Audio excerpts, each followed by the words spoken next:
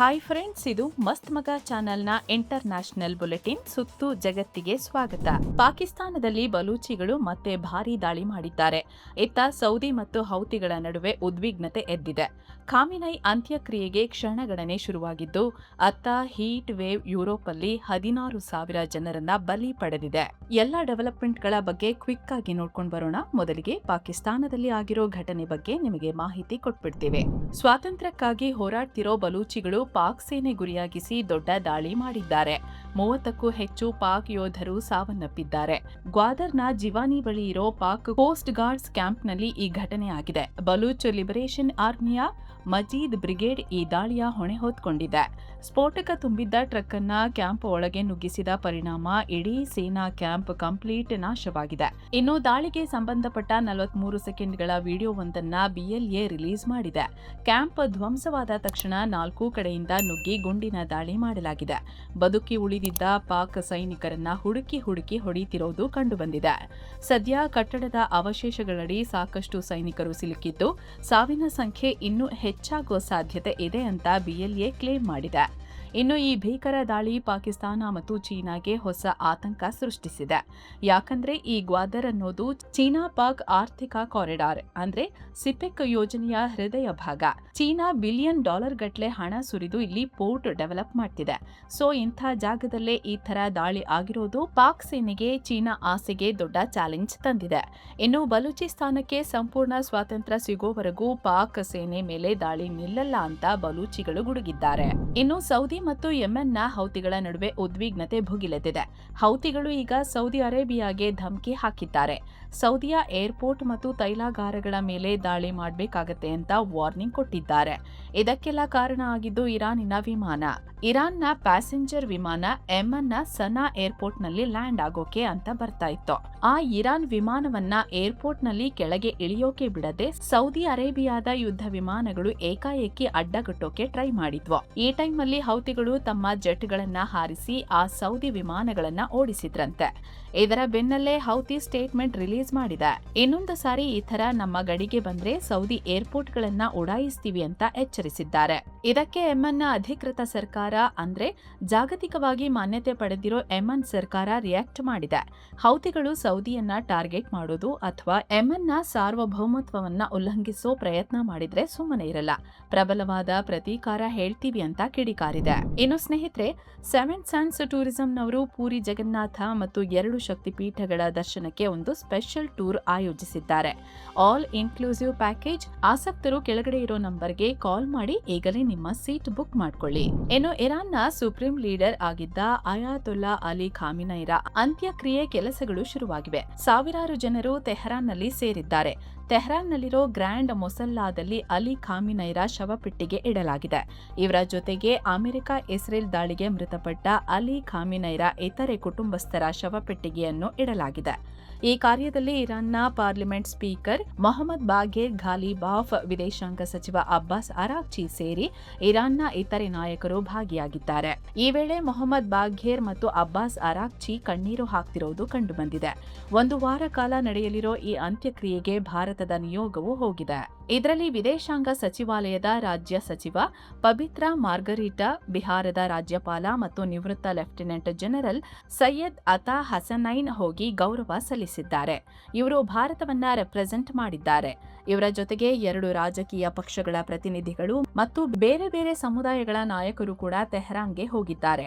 ಕಾಂಗ್ರೆಸ್ ಕಡೆಯಿಂದ ಮಾಜಿ ವಿದೇಶಾಂಗ ಸಚಿವ ಸಲ್ಮಾನ್ ಖುರ್ಷಿದ್ ಅಟೆಂಡ್ ಆಗಿದ್ದಾರೆ.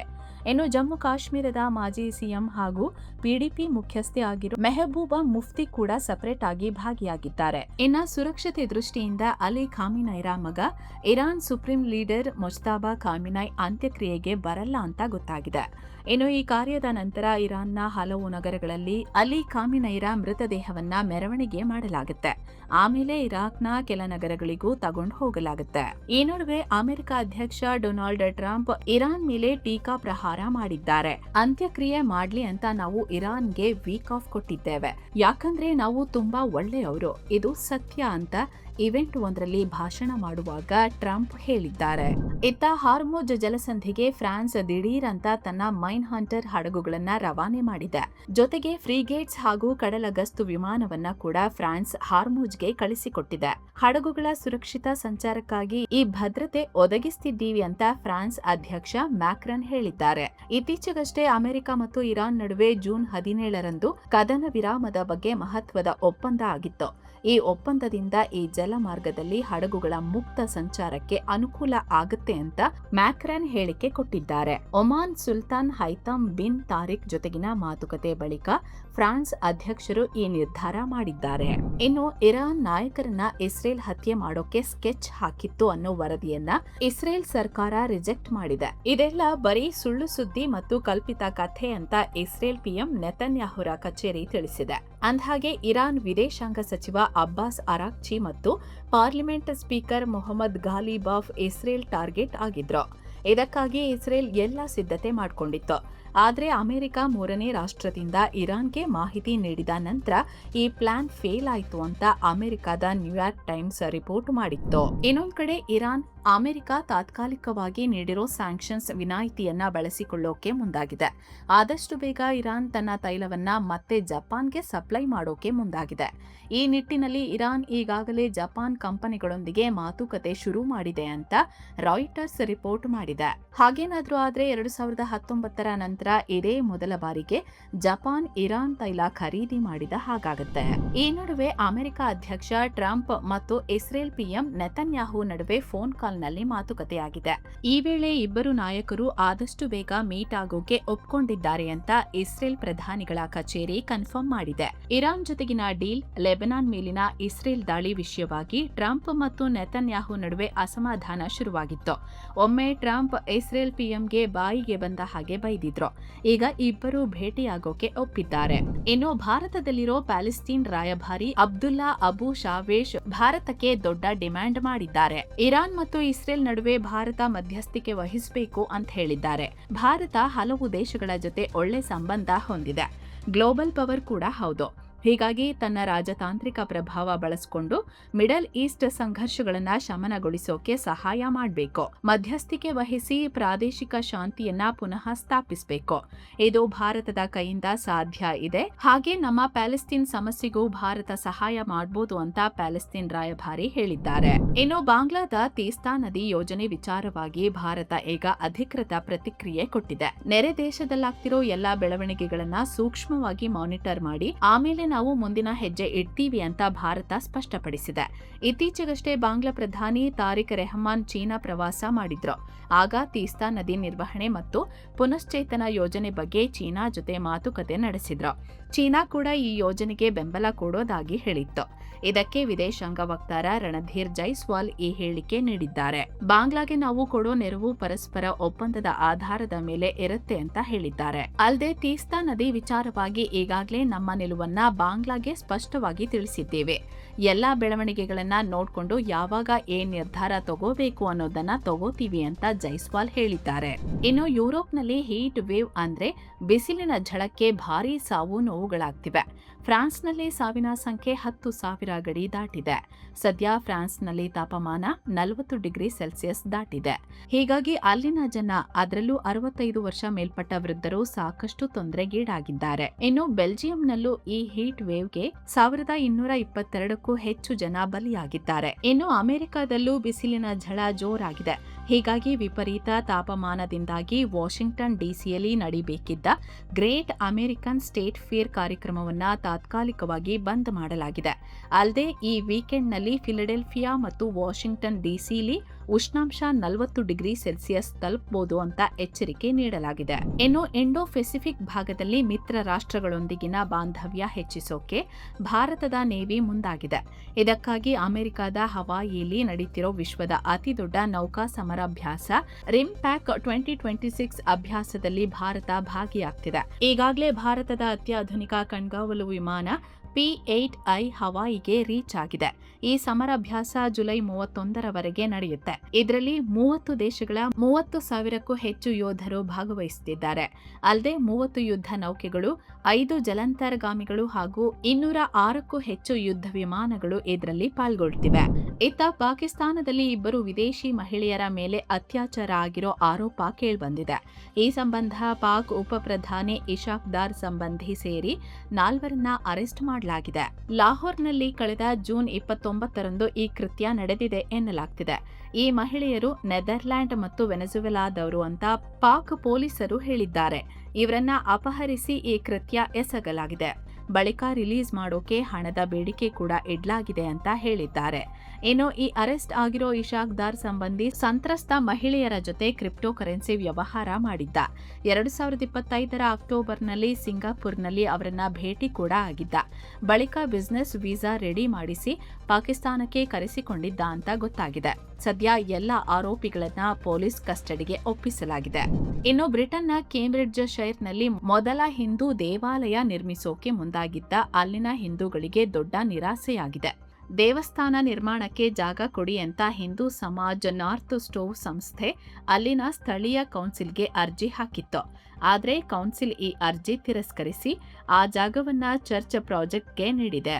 ವಿಶೇಷ ಅಂದ್ರೆ ಈ ಚರ್ಚ್ ಪ್ರಾಜೆಕ್ಟ್ನಲ್ಲಿ ಸ್ಥಳೀಯ ಮುಸ್ಲಿಂ ಸಮುದಾಯದ ಪ್ರಾರ್ಥನೆಗೂ ಅವಕಾಶ ಕಲ್ಪಿಸಲಾಗಿದೆ. ಆರ್ಥಿಕ ದಾಖಲೆಗಳ ಕೊರತೆ ಅಂತ ಹೇಳಿ ಹಿಂದೂಗಳ ಅರ್ಜಿ ರಿಜೆಕ್ಟ್ ಮಾಡಲಾಗಿದೆ. ಸದ್ಯ ಕೌನ್ಸಿಲ್ನ ಈ ನಿರ್ಧಾರಕ್ಕೆ ಹಿಂದೂ ಸಂಸ್ಥೆ ಅಸಮಾಧಾನ ಹೊರಹಾಕಿದೆ.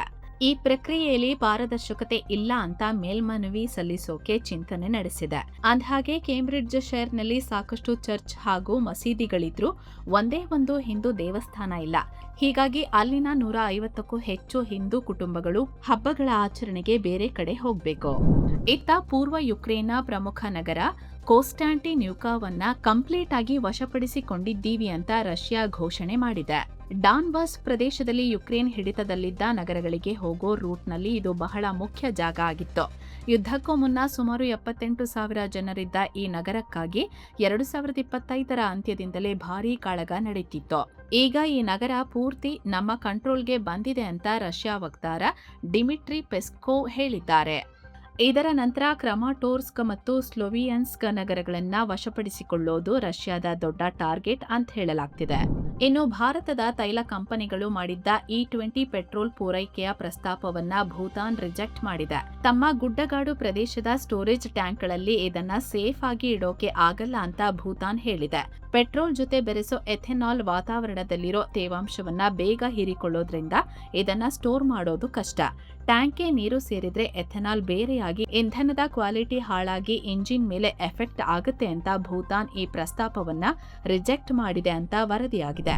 ಇನ್ನು ಅಮೆರಿಕದ ಕ್ರೂಸ್ ಶಿಪ್ ಒಂದರಲ್ಲಿ 100 ವೈರಸ್ ಸೋಂಕು ಕಾಣಿಸಿಕೊಂಡು 120ಕ್ಕೂ ಹೆಚ್ಚು ಜನ ಅಸ್ವಸ್ಥರಾಗಿದ್ದಾರೆ.